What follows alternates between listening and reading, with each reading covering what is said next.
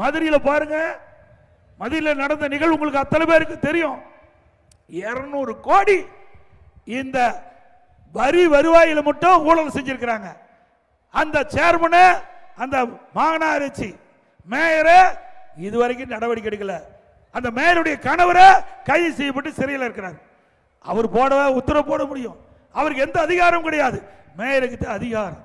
ஆனா மேயருக்கு எந்தவித நடவடிக்கை எடுக்கல. மேயருடைய கணவரை இன்றைக்கு கைது செஞ்சு சிறையில் அடைச்சிருக்கிறாங்க. அதே போல திமுக கட்சி சேர்ந்த 5 மண்டல குழு தலைவர் ராஜினாமா செஞ்சிருக்கிறாங்க. 2 குழுவுடைய தலைவர் ராஜினாமா செஞ்சிருக்கிறாங்க. பல அதிகாரிகள் சிறையில் இருக்கிறாங்க. 200 கோடி எவ்வளவு வரி மோசடி. இதுல என்னென்ன வரி? ஆட்டுக்கு வரி, மாட்டுக்கு வரி, பன்னிக்கு வரி போட்டாங்க. பன்னி வரி கூட ஊழல் செய்த அரசாங்கம் திமுக அரசாங்கம், அதை கூட விட்டு வைக்கல.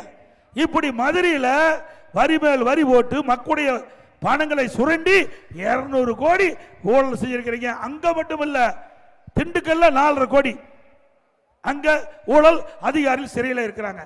காஞ்சிபுரத்தில் அங்க இருக்கிற திமுக கவுன்சிலருக்கும் அங்க இருக்கிற மேயருக்கு சண்டை, அங்க நம்பிக்கையில்லா தீர்மானம், ஆளுங்கட்சி சேர்ந்த கவுன்சிலரை கொண்டு வராங்க. திருநெல்வேலியில அங்க பிரச்சனை, அங்க மேயருக்கு கவுன்சிலருக்கும் பிரச்சனை, மேயரை மாற்ற வேணும். அதே மாதிரி கோயம்புத்தூர்ல ஆளுங்கட்சியில் இருக்கிற கவுன்சிலருக்கும் மேயருக்கும் பிரச்சனை. எதுல? பங்கு பிரிப்பதில் பிரச்சனை. ஆக இப்படி ஊழல் நிறைந்த அரசாங்கம் தொடர வேண்டுமா? சொல்லுங்க, தொடர வேண்டுமா?